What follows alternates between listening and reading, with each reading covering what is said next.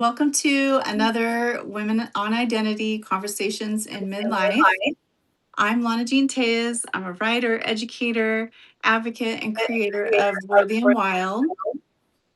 This is a space centered around identity, growth, health, leadership, and what it means to live more honestly and intentionally in the season of life. The series really began from noticing how many women are quietly moving through these deep internal shifts and still showing up for life every day, right? Um, we've talked and will continue to talk about questions around identity, voice, health, grief, purpose, boundaries, who we've been, and who we're becoming right now. I think most importantly, right? And so, what I've loved most about these conversations is that they are not polished. That's live, the beauty of live, or performative at all. They're just really honest. And I've met some really amazing women in the process. So, I really am very appreciative to the two lovely women here tonight. Um, this conversation tonight is Coming Back to Yourself. That's the title. And I think that phrase alone carries so much because many women reach a point where they realize they've spent years adapting, caregiving, performing, surviving, shape shifting. And somewhere along the way, they lose connection with parts of themselves. I know I'm guilty, I've been guilty of that. And tonight we're going to talk about voice, reflection. We lost our friend, but she'll be back. We sure did. Um, tonight we're going to be talking about voice, reflection, loss, health, growth, just reinvention and reconnecting with who we are now. And so I'm really grateful to be joined tonight by April May, who we just lost a connection with, but hopefully she can get back on. And then Ellen. Hi, Ellen. And they're both going to share some thoughtful and honest reflections from this series. So when she joins back on, I will have her answer the questions too. But Ellen, I'm just going to have you start by introducing yourself a little, who you are, what you write about, maybe a little bit about the season of life you're in right now, just kind of a brief overview of who you are and just what brought you to Substack. Lana, first and foremost, thank you so much. I'm really excited to be here. My journey with Substack is extremely new. Actually, a neighbor of mine actually introduced me to Substack because I told her I love to write. And she said, "Well, are you on Substack?" And I said, "No." She said, "Well," find your voice. And she said, "And start writing." So I've been doing a little bit of that, but mine is in the rear view. And it's about small doses of life, reflections in life, and just a little, small advice and unsolicited advice, along the way. I'm in North Carolina, and I have had a very, I've had a lot. I've done a lot of shape shifting. A lot. I've worn a lot of different hats, masks, and through it all, I've tried to maintain humor. So this is just a joy for me to be able to meet other women from across the United States or wherever they are. I'm just so excited about it. So thank you for the opportunity. Oh, yeah, no, I'm so excited to have you. And I even had somebody from the UK on a couple of times ago. So, yeah, they got up, Kieran Singh, I think is her last name. She came on, and it's like it was 2 o'clock in the morning there. She actually got up to join. Yeah. So it was nice. Very, very nice. So, April, I'm glad you're back. I know. I was like, what? Well, at least now I know to expect this sort of thing, right? Oh, yeah. I think that's what's kind of cool about live. And everybody who joins as viewers, they all understand. So it's been really nice. Yes. We have a great audience. So Ellen introduced herself, so I just would like you to introduce yourself briefly, just who you are, what you write about, and then maybe a little bit about the season of life you're in right now and what brought you to Substack. Okay. Well, you guys know my name is April. So I have a professional background that includes journalism and advocacy. So I mostly focus on women's lives and well-being. And what brought me to Substack was really my own personal experience. So I've worked in the media and I've covered a variety of topics, but Substack is about me and where I'm at now. And I've been through cancer. Um, Chemotherapy put me into menopause. And so that's kind of the season I'm in right now, figuring out, um, really getting reacquainted with my body, my life, my skin, my hair, all of the things that have changed when your hormones are no longer uh, producing like they did before. And so mostly what I cover is women's issues, women's topics. I share my own struggles along the way. And then I interview other women as well, like you're doing here, Lana. And it's just kind of like my version. It's called the Women's Page, and it's kind of a nod to the 19th century news women's pages in the newspaper. Even though I've done both TV and print media, I kind of I think my heart is in newspaper. It's the old school newspaper writing. So that's what it is. You can see I'm having a menopause moment right now. And like Lana said, you can relate to that. Okay, that's the thing that I love about this sort of thing is that Substack is really a place for me to be honest. So I not only report on certain issues, but I show up as myself and I just don't hide anything anymore. So, and I love it because I get to meet women like you and a lot of other women. We're all kind of navigating different stages of our life, but we're talking about it more openly, something that our parents and our grandparents didn't get to have. So it's fun. Right. Yeah. I love that. Thank you so much. So yeah, one thing that really kind of stayed with me in both of your stories in how returning to yourself often begins in those very human moments. Sometimes it comes through grief, which has been touched on, sometimes through health scares, like you mentioned, or changes in our bodies, also, right? Sometimes exhaustion, and then reflection and realizing we can't keep living disconnected from ourselves in the same way anymore. And then often it's not one single moment. I mean, sometimes it is, right? But it can be also this gradual awakening, the quiet noticing, a realization that a version of you underneath all these roles, right? That and expectations and survival we still want to be heard. And so I think, Ellen, one thing that you said that really stayed with me, that you've learned to adapt and shapeshift through life, and that, but your childlike spirit is still there. Oh, yeah. I love that because I think many women feel disconnected from parts of themselves that once knew really well. Um, what would what has it looked like for you to recommend or to reconnect with that part of yourself again? I think for me, I think my my whole existence, I think, wraps itself around hope. And I've been that way since I was a child. And I was always a very curious child, a very happy child. But I just feel that there's magic everywhere, and what people's magic looks like, is entirely up to them. But I think my son, I will quote my son, Mom, will you stop it with the optimistic BS? And I was like, Daniel, we've got to be optimistic, got to plant those seeds in our head. And I think a lot of it for me has been because of some of the experiences that I've had in my life.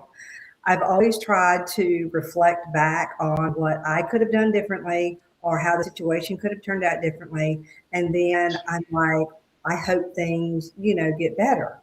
Um, so I think for me, especially in the work that I do, because I've worked with individuals that have substance use challenges, and I talk with them in their very vulnerable states. And I think for me, not knowing these individuals, when I talk to them or I talk to their family, I just want to be hopeful. I want to be that individual that will give them just a spark of hope, because everybody's worth it. Every single person is worth it, and that's how I navigate through life. I actually didn't for 4 years. You know, um, after the death of my mom, which changed my life dramatically. But I live my life through hope. That's what I do, and I don't lose my sense of humor. I mean, because if I walk around serious all day long, I'd be tired. I mean, I'd be very tired. Um, Yeah. laughter is my medicine also. I Do you appreciate the feel, question. and how did losing your mother shift the way you saw yourself? Did it? Wow. I This is the quote that I said when my mom when at her service. It was a quote from Mark Twain. It was my mother often had trouble with me, but I think she rather enjoyed it. So Oh, I I love was, that. like I said, a very curious, lively, and ambitious child. I am that way as an adult. I've aged, but I've not lost that childlike parts of me. right. But when my mother died, and I lost everything. I lost everything inside of me. I really lost my identity because I'd lost my mom. And knowing that, I'm like, she had been my rock. She had been the person that I go to, whether I took her advice or not. I Mhm. always went to her for everything. And my grandparents lived well into their 90s, and nothing in my life Mm, told me that I would lose my mother at 78. And it was, I mean, I literally sat in grief for 4 years, sat in grief. I just existed through life. But then I have to share this because it's beautiful. My mother came to me in what I would call a call to action dream.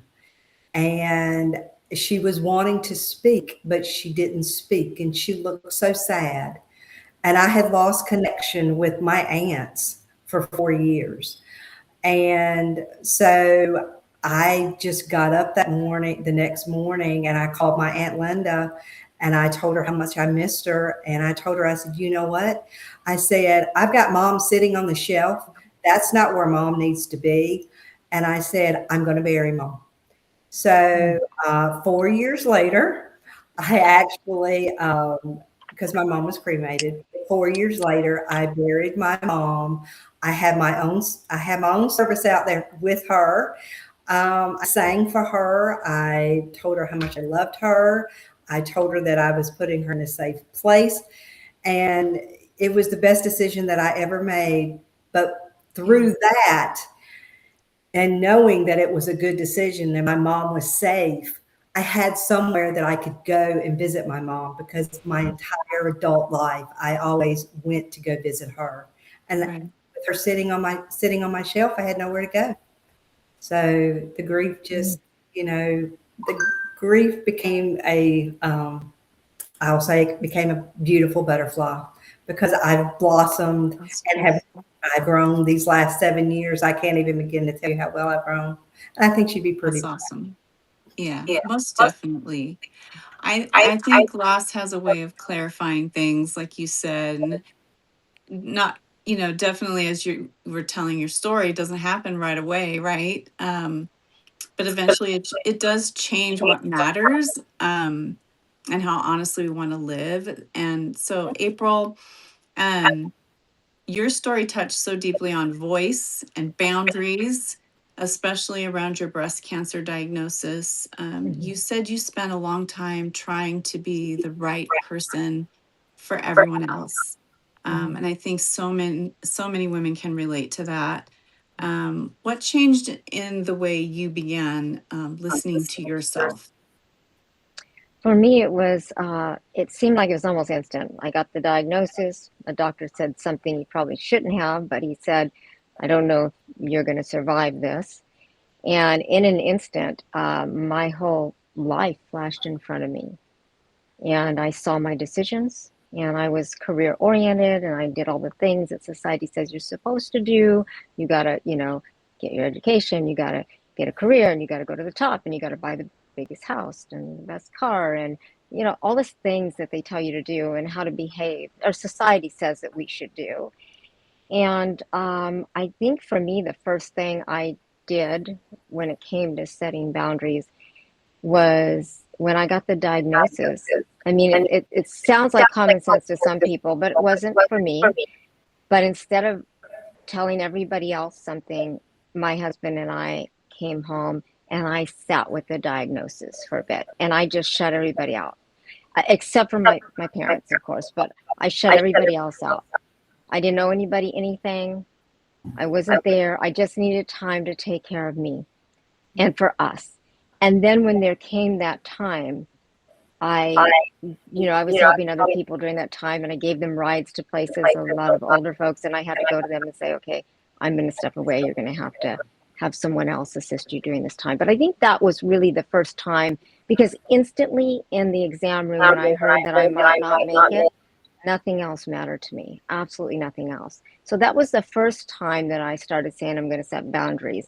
And then I went through the process and I came out on the other side. I lost my identity entirely.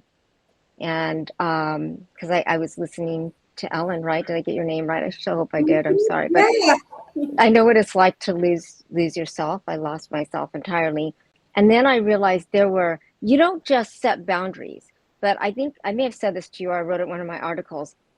You have to start setting, or at least for me, I had to start setting boundaries for myself first. So if I said, I'm not going to do this or I'm not going to be available, then I needed to say no one was going to sway me otherwise. Because if they could sway me, if I couldn't even like hold my own boundaries, how could I ask someone else to respect my boundaries, right? So I went from kind of growing to learning to say no and and recognizing that my plate was too full for certain things and not worrying about other people's feelings all the time because I didn't want to hurt someone's feelings. And then it kept growing. So I said no here, because it is about no, but it's also about identifying when it's okay to say yes as well. And now it's gotten to a place to where I said, I don't want to please everyone else.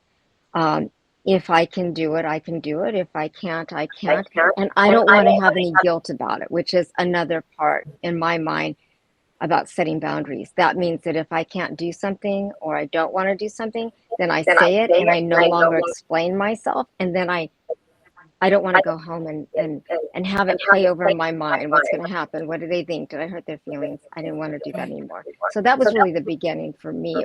I can't say it was like a one thing. It was a series of events and learning to say no that helped me get to those boundaries. Right. I think one thing I keep noticing in all these conversations is how many women start becoming more themselves after they stop trying so hard to meet those expectations, right? Um, and there's grief in that sometimes too. And just like you said, you have to be able to be willing to let go of things in order to grow.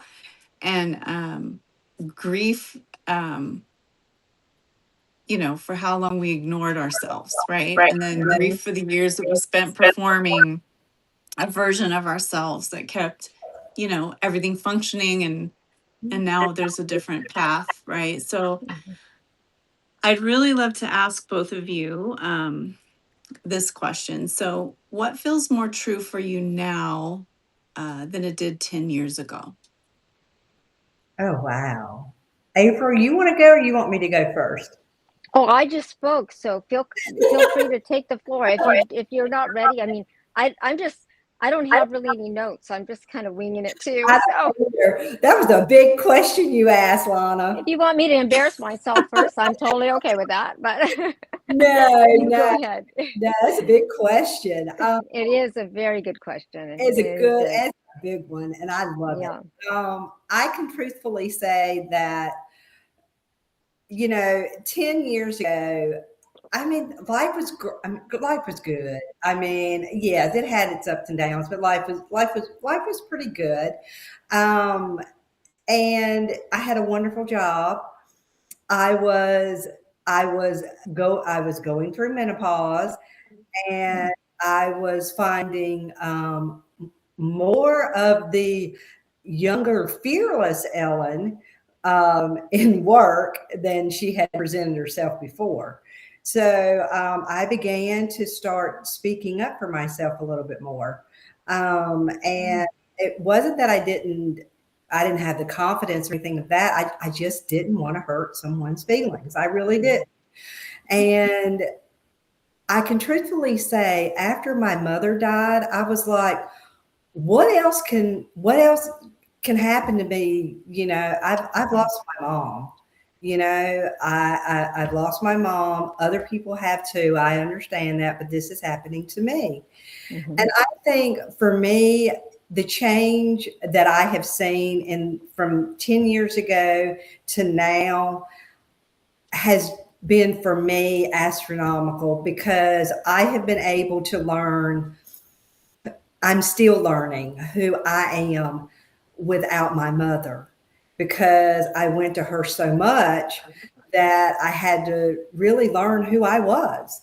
And I've loved it. I mean, April, like you, I mean, it gets to the point where you've got to set boundaries, and you have to, you're kind about it, but it's kind of like I've got to save my energy, Mhm. right now. Right. I would really love to do that with you, and I'm so glad you asked me. But I really need to. Really need to be in my peace today. You know. So Right. I feel much better being able to say some things that I wasn't able to say years ago. Mhm. Um, I'm able to take more risks than I would have 10 years ago. And it's just, I love this stage in my life. It's not that I didn't love my wild 20s or my 30s. It's like as a woman being this age, it's like God gave me all this knowledge and it was like abstract. And it was like all of a sudden he just gave it all back to me. And he's like, here, I'm giving it all back to you, concrete. And this is what you're going to do with it. You'll know what to do with it. So I've just been blown away at the things that I've allowed myself to just let go and do. Mm. That's Boy, awesome. that's relatable, if I can say so. That's relatable. I think so many of us relate to you, what you're saying. Yeah, definitely. So, what feels more true for you now than it did 10 years ago, April? I think for me, it's probably really simple. I already knew that life was short. Uh, Yeah. and then I lost my sister when she was 26. And so I knew life was short. And everybody walks around and they say, oh, life is short, life is short. But I knew it was short, but I really knew it was short when the doctor told me I might not survive. So that's a real simple thing, I know, but it changes how you move forward and your perception of where you're at in your life and things that matter, the things that mattered before that seem like big things don't matter as much. It's really about the simple things. And I think I said this with you before, Alana, when you did interviews with us. I don't have to be the smartest person in the room. I don't, that's a simple thing. And Yeah. the world says you do. We're always getting messages consistently, and you have to be smart. You have to be educated. You have to be this. You have to be that. You can't make mistakes. Um, I've often joked, a lot of people on social media know me as Imperfect April, and that was something I would have never chosen before. But once I went through cancer, I couldn't remember. I mean, I didn't even know sometimes where I lived. You know, I would have somebody with me and I would introduce them as somebody was good friend, and then I wouldn't remember their names. So for me, it's like I don't have to be perfect. I don't have to be the smartest person in the room. Life really is too short, and those things kind of help me navigate whatever it is I'm going through. But that's not to say, ladies, that I don't struggle with perfectionism, because I do. I I do. haven't nailed it. I don't want to, send the wrong Yeah. message. Yeah. I think, yeah, definitely guilty of that too. And I told you guys before we went live, that's why I like live, because it kind of forces me out of that comfort level, you know? Um, One thing I really appreciate about both of your stories is your honesty around aging, health, and change. I didn't I don't think women are always prepared for how much physical change impacts our identity too. I know it definitely for me, like just ask my husband. I'm constantly like, I don't know about this aging thing. I'm going to be 60 and so it does. Yeah, I'll join you. Yeah, I but it's agree. like you you kind of put on this facade, oh, it doesn't bother me, right? But Hmm. there are just some things we're not prepared for. Hmm. Um, have how have health changes, aging, and even menopause shifted your relationship with yourself? Hmm. How is that? Did you want me or Ellen? I'm sorry, Or I didn't both hear. of you? Okay, if you'd like to go, Ellen, go ahead. Oh, I mean, yeah, I mean, I think I will. This is funny. When menopause finally was over, I had my annual exam, and I love primary care physician. She's British, and I just love her accent. And I love Europe, and we talk about lots of different places that I like to go to and stuff. But she was like, "Oh, what's wrong with you?" And I said, I'm not going to have my period anymore." And she said, "Oh my goodness, you're the only patient I have that's missing their period." And I was like, so I really, had to get used to that. But I think what it does, I mean, I have enjoyed this part of my life. Yeah, Mhm. do I creak more? Yeah. Do I forget more? Of course I do. Do I joke about it? Sure. But I love this part of my life because number one, I've gotten here. And number two, I get to I get to really reflect on a life. What I'm beginning to see now is well lived.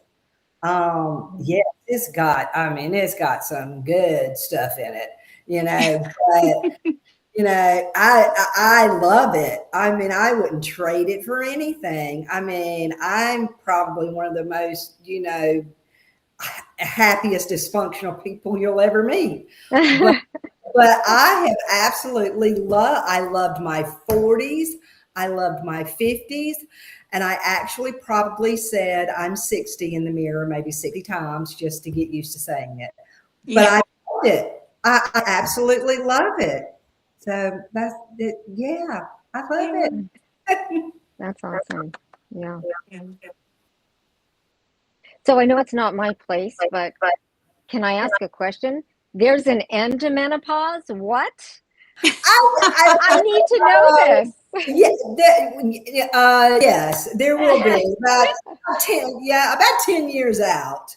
You Oh know, boy. Oh boy, Lon, I think we've got a ways to go here. yeah, there's a lot of different things that will, all of a sudden, the brain fog goes away. All of a sudden, you're not hot anymore. But then every now and then, you're reminded, that you're in menopause. I think I had a hot flash I think on Saturday night, and I think it was just from anxiety, but it was a hot flash. Mm-hmm. Um, it does. I mean, it comes and goes. It's an ebb and flow. It really truly is. It's just a different chapter in your life. Yeah. And and it's up to us as to how we want to write it. Is every day, some days suck? Yeah, they do. Yeah, they really do. I mean, because I mean, I can walk out of my house 5 times and forget what the heck went in there and forgot. And Both it's like, husbands. I don't need it. I gotta go. As long as the dog's fed, I'm fine. So Mm-hmm. Yeah, Right. that's really. Did you want me to go, Lana? I'm sorry. Yes, ma'am. Yeah, so that's there. I should say, because you're going to have, you have followers, and I want to be honest about something. I do write about menopause. I have a column I write called Menopause Brain. And part of the reason I write that is because there is a difference when a woman naturally goes into menopause and when she's forced into menopause. So for me, this is also something I've written about, Lana. So thank you for bringing it up, actually. Identity, this is where I'm going to be very honest. For me, it impacted me so much that I went into low grade depression and I went into a full blown identity crisis, which is what inspired me to start this Substack that I'm writing. I got tired of feeling alone in it. And it took several years before I even recognized what was going on with me. And I thought, I'm not alone. So I kind of think of myself as a voice for women and a platform for women who maybe aren't juggling it very well. So I went through cancer. I lost my hair, my eyelashes, my eyebrows. I had to have I went through a double or it's called bilateral mastectomy. I mean, I seriously looked like, like a war survivor or something. It was pretty bad. That was hard for me. And then menopause, they didn't say menopause. What they said was you won't be able to conceive your children. You won't be able to have children of your own. They never said, and I think this is important because a lot of women, when they get diagnosed, don't realize this. What that really means is that it damages your ovaries, which means that it forces you into menopause. So for me, it was a double whammy. I wasn't going to bounce back. I'm actually writing my first book now about that. There is no bouncing back. Right. Sometimes you don't get to bounce back. And I didn't bounce back. So I kept thinking I'm a optimistic person. The glass is always half full. I can do it, whatever it is. I've got this. I'll exercise. I'll have a few more green drinks. I'll put a little more vitamin E oil. All of these things that we're supposed to do. And guess what? I mean, I don't have the same skin as I had before. I don't have the same hair texture as I had before. I can't dye my hair anymore because I will have allergic reactions now. So I feel like I was just stripped down to nothing. And it was really, really challenging for me. I am coming out of that now. And I'm learning that, which is what inspired me to start writing a book. Realizing that, our language even has to change. I don't have children of my own, but I think the both of you do. So, it's kind of like when society talks to pregnant women, they're always very compassionate, right? Like you're not expected to bounce back. And even while they're saying it, what are they showing? This is me in a bikini. I'm bouncing back. The message in society has to change because for me, it hasn't been bouncing back. It's more about learning how to move forward. And that doesn't mean that I won't like who I am or that I won't grow. As Ellen was saying, there will be transitions but you're relearning. For me, I was relearning. I'm relearning everything, what works for my skin, what doesn't. My vision changed before I went through all of that.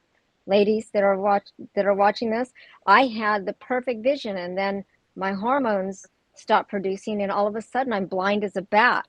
Can't see real close, can't see so far away. So for me, it was, you asked, forgive me for kind of going on there, but for me, I really want to say that it's been a painful journey for me. And I want to say that because I want all women to know that while there's the glow up, that everybody talks about in society, if you're not glowing up, if you're not feeling great about yourself, it's okay. It's okay to struggle. Lana, you said it earlier. We have to sometimes grieve before we can move forward, Yeah. grieve the past. So thank you for allowing me to share that. Thank you for asking that question. Yeah, thank you for sharing that. Yeah.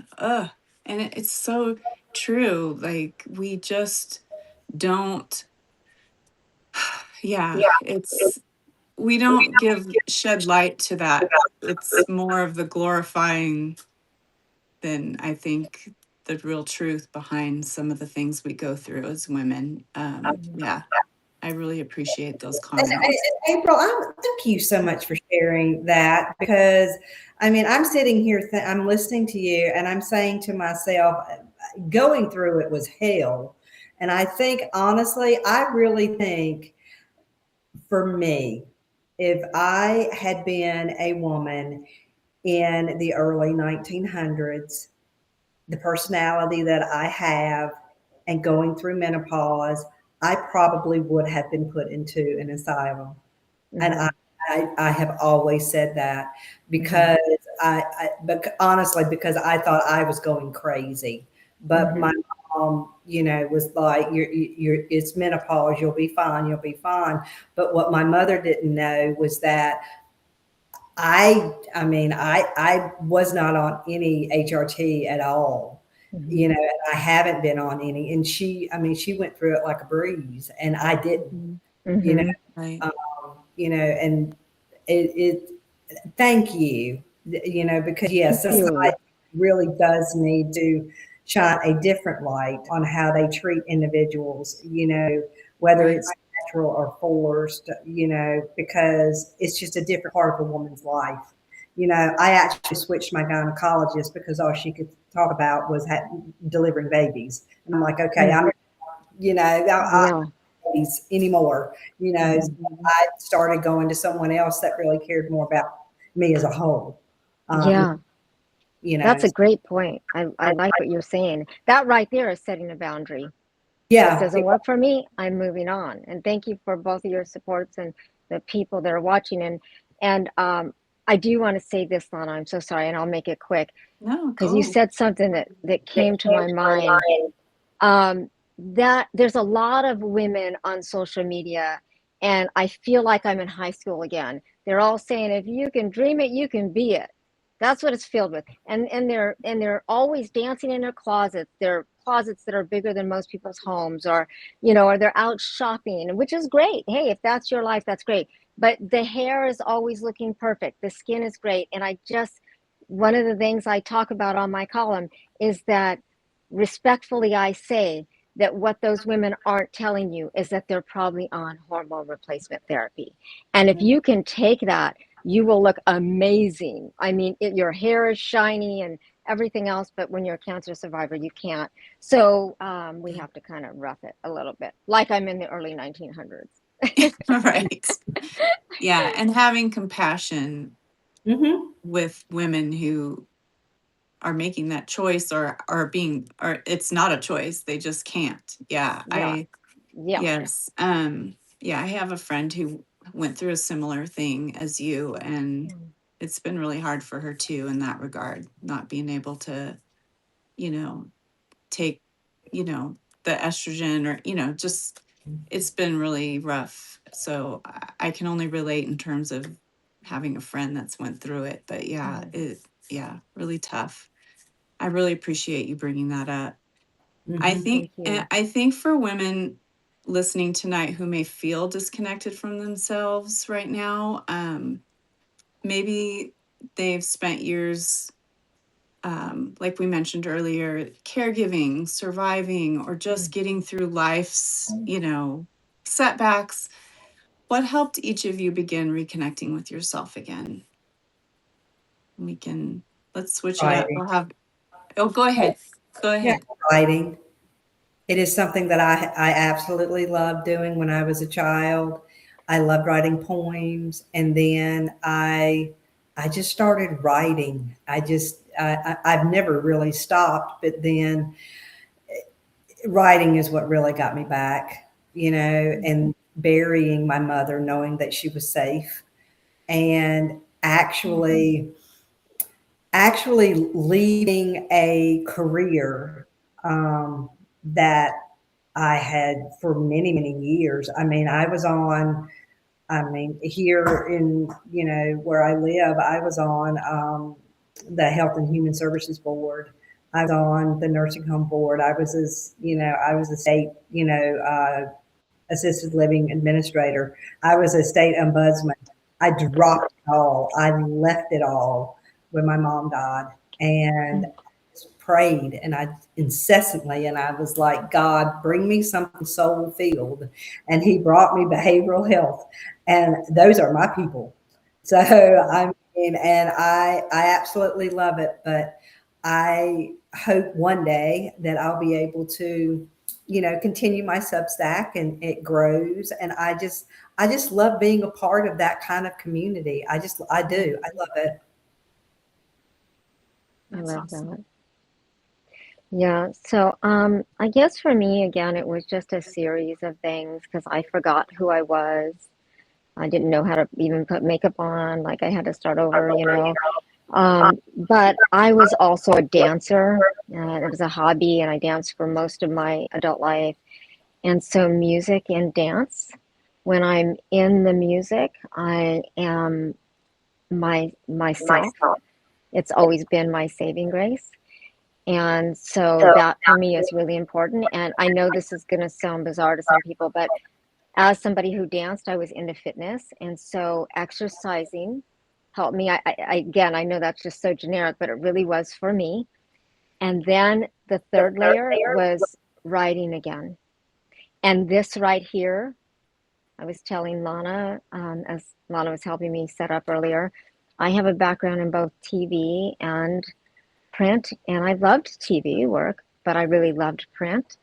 These steps right here, you're inviting me here, and me accepting that despite the fact that I know I don't feel like the person I was before, Right. they all stack up. So for me, it's one step after the other, and I'm finding myself again. That's beautiful. Yeah. Reconnecting. I'm sorry. The word you said was reconnecting with myself. Yeah. That for me, it's a little bit of what you've all said. Definitely the writing piece and the Substack, I feel like has played a huge part of that. And then also like I like solitude and Mm, nature, so the hiking and hiking yeah, long miles like just really makes me feel more connected to myself. Um, most of my friends think I'm crazy, but that's my jam. So yeah, we all have our thing that kind of helps us bring ourselves back. Um, nature's good though. yeah, Nature's great. definitely. One thing I'm realizing through this series, the just how many amazing women, this community, I love it. Um, we, there's so many things that we have been um, just coming back to ourselves. Sorry, I lost my train of thought. You're in good Live. company. You're in good Um, company. so like this whole coming back to ourselves, we've talked about how it can be both this loud, sudden thing that happens to us, or it's this, it could be this creeping in, incredibly quiet kind of thing. Um, it's saying, no without over explaining. I've heard you guys both mention that. Hmm. Trusting our instincts, right? Hmm. Um, Making different choices, sometimes not making it a decision at all. Hmm. Um, the laughing more, like you mentioned, just being more positive and optimistic. And then also just like more real, right? There's both Hmm. sides of that coin. Creating more, like you guys mentioned, and taking your health more seriously and realizing, like you said, life is short. Um, Protecting your peace, that's a big one. Hmm. And I think most importantly is realizing that we're still allowed to become more, right? Like Hmm.